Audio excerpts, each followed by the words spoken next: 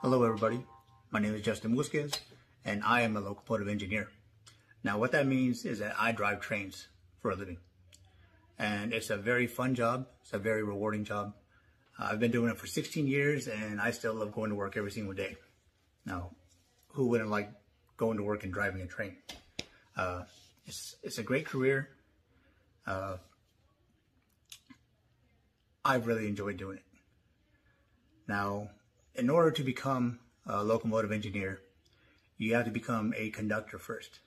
Now, a conductor is like a co-pilot. And so I had to go to school in order to become a co-pilot or conductor. And it was a lot of schooling, a lot of reading, a lot of math, and a lot of learning about safety. Because we're only flesh and bone, and these railroad cars and trains, they're steel. And so accidents can happen, so we have to be as safe as we possibly can. Let's see here. The typical train are between 7,000 and 15,000 foot long. Now, 1 mile is 5,280 feet. So most of these trains are somewhere between 1 mile and almost 3 miles long. And they're very heavy too. They're usually between 15 and 30 million pounds. And they don't stop like that. No, they're very heavy.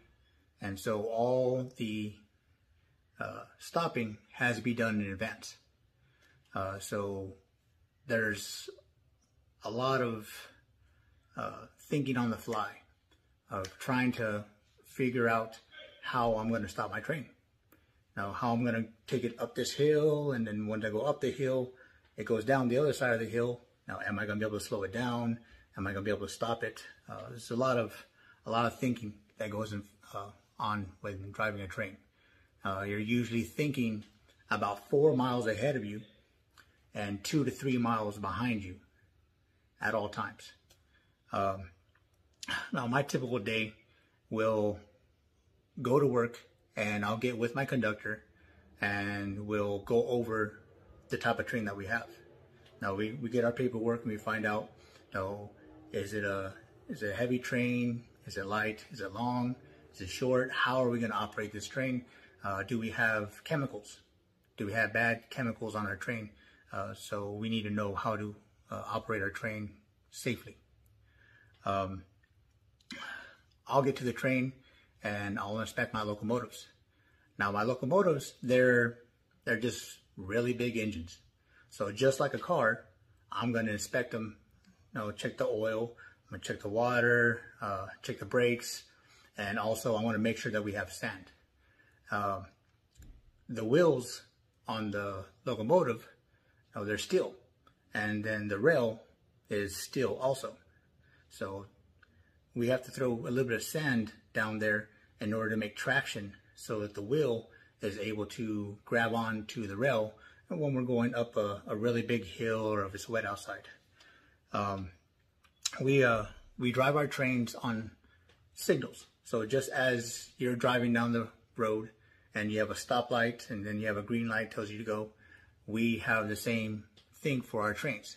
We operate on signals. They tell us where we're going to stop, that we could go, and according to the signals, we know how fast that we're able to go and take our train. It's a great job.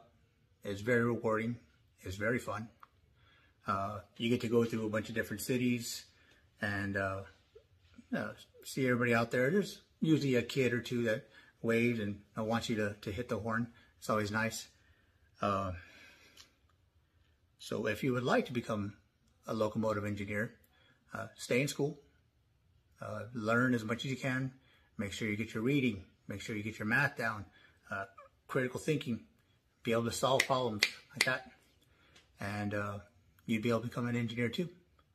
I ask you guys to stay safe, and if you don't have to be around the railroad tracks, don't be on them, please.